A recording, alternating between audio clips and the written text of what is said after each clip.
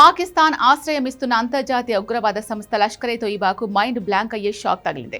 గత కొన్నేళ్లుగా పాకిస్తాన్ వీధుల్లో తిరుగుతున్న టాప్ ఉగ్రవాదులను ఎవరో అజ్ఞాత వ్యక్తులు వరుసపెట్టి లేపేస్తున్న సంగతి మనకు తెలిసిందే. అయితే దీనిపై ఇప్పటి వరకు నోరు విప్పని ఉగ్రవాద సంస్థలు ఇప్పుడు మొదటిసారి స్వయంగా తమ ఘోర పరాజయాన్ని ఒప్పుకున్నాయి. లష్కర్-ఏ-తోయిబాకు చెందిన ఒక అగ్ర ఉగ్రవాది సోషల్ మీడియాలో విడుదల చేసిన తాజా వీడియో ఇప్పుడు అంతర్జాతీయంగా సంచలనం సృష్టిస్తోంది. పాకిస్తాన్ గడ్డపై మా వాళ్లను కుక్కలు కొట్టినట్లు కొడుతున్నారు అంటూ వారు ఏడ్చిన ఏడుపు ఇప్పుడు వైరల్ అవుతోంది. అసలు ఆ వీడియోలో ఏముంది? పాక్లో లష్కరే నెట్వర్క్ ను కూకటి వేళ్లతో పెకిలిస్తోంది ఎవరు? పూర్తి వివరాలు తాజా సమాచారంతో ఈ వీడియోలో తెలుసుకుందాం. हिंदुस्तान की खुफिया एजेंसीज ने उसको यहाँ आजाद कश्मीर के अंदर भी अमन और चैन से नहीं रहने दिया. अपने जर खरीद एजेंटों के जरिए से उसको यहाँ पर शहीद किया गया.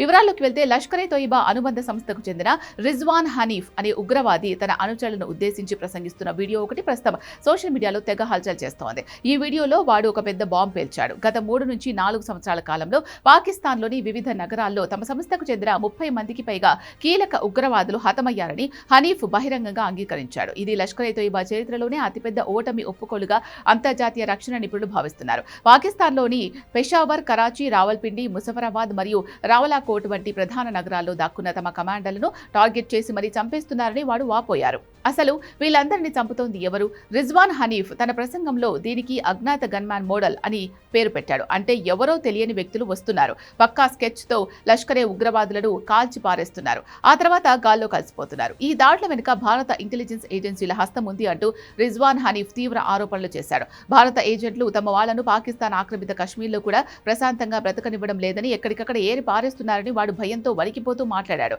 అయితే పాకిస్తాన్ ఇలాంటి ఆరోపణలు చేయడం ఇదే మొదటిసారి కాదు. గతంలోనూ భారత్పై ఇలాంటి నిందలు వేయగా న్యూఢిల్లీ ఆ ఆరోపణలను తీవ్రంగా తిరస్కరించింది. కానీ పాక్ గడ్డపై ఉగ్రవాదులకు డెత్ వారెంట్ జారీ అయింది అనేది మాత్రం ఇప్పుడు పక్కా నిజం.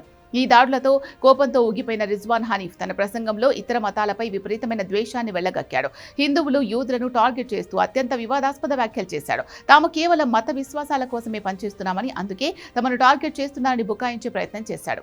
అంతేకాదు అమెరికా, ఇజ్రాయెల్ దేశాలు కూడా తమనేమీ చేయలేవంటూ పెద్ద పెద్ద అరుపులు అరిచాడు. కానీ అసలు నిజం ఏంటి అంటే 1980ల చివరిలో హఫీజ్ మహమ్మద్ సయీద్ నేతృత్వంలో ఏర్పడిన ఈ లష్కర్-ఏ-తోయిబా కేవలం రక్తం పారించడమే లక్ష్యంగా పెట్టుకుంది. భారత్, అమెరికా, ఐక్యరాజ్య సమితి సైతం దీనిని ఒక ప్రమాదకరమైన ఉగ్రవాద సంస్థగా ప్రకటించాయి. పాకిస్తాన్ ఐఎస్ఐ మద్దతుతోనే ఈ సంస్థ ఇన్నాళ్లు రెచ్చిపోయిందని ప్రపంచ దేశాలన్నీ కూడా కూస్తున్నాయి. లష్కర్-ఏ-తోయిబా ఉగ్రవాది రిజ్వాన్ హనీఫ్ లీక్ చేసిన ఈ వీడియో ద్వారా ఒక విషయం స్పష్టమైంది. ఒకప్పుడు భారత్లో అమాయకుల ప్రాణాలు తీసిన ఉగ్రవాదులకు ఇప్పుడు పాకిస్తాన్ సురక్షిత ప్రాంతం కాదని తేలిపోయింది.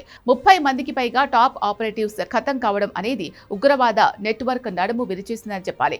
మరి ఈ అజ్ఞాత గన్మ్యాన్ల భయంతో లష్కరే ఉగ్రవాదులు పాకిస్తాన్ వదిలి పారిపోతారా అనేది చూడాలి.